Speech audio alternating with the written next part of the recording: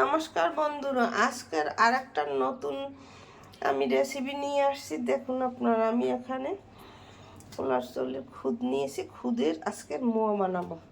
এখানে চাউলটা ধুয়ে নিয়েছি, ধুয়ে 5 মিনিট আমি জলটা শুকানোর জন্য রেখে দিয়েছি। এখন 1 চামচ লবণ দিয়ে এটাকে এইভাবে মেখে নিতে হবে।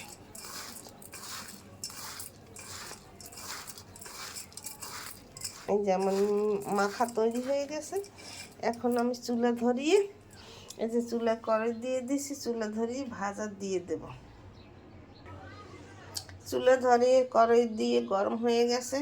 এখন এই যে খুদটা অল্প অল্প দিয়ে আমি ভেজে নেব।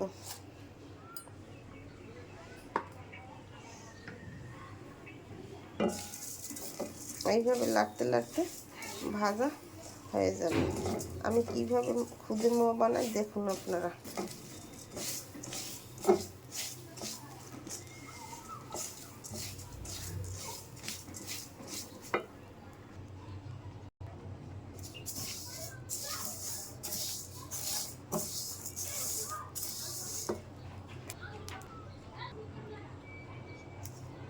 আমার এই চাল ভাজা, এই যে খুদ ভাজা, এইভাবে ভেজে নিতে হবে সবটা। আমি এটা ভাজা হয়ে গেছে। এখন একটা থালায় আমি নামিয়ে নেব, তারপর আটটাকে ভাজা দেব। আমার চাল ভাজা হয়ে গেছে। এখন সেই চাল ভাজা কড়াইতেই একটু গুড় দিয়েছি, গুড়টার আঁশ কেটে নেবে। তারপর চাল ভাজাটা দিয়ে দেব। চাল ভাজার মোয়ায়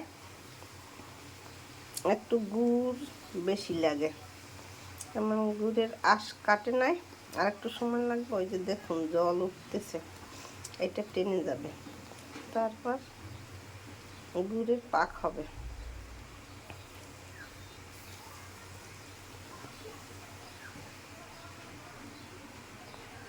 প্রায় হয়ে গেছে। গুড়ের এই যে আঁশ হয়ে গেছে, দেখবেন ওইটা উড়ে উড়ে যাচ্ছে, তখন মনে করবেন আঁশ হয়ে গেছে। এখন চাল ভাজাটা, এই যে খুদ ভাজাটা দিয়ে দেব।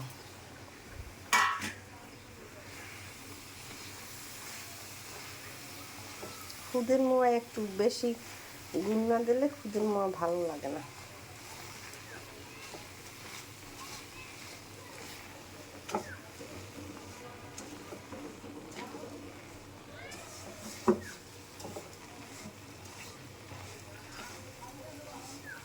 এইভাবে কিছু সময় নাড়াচাড়া করতে হবে।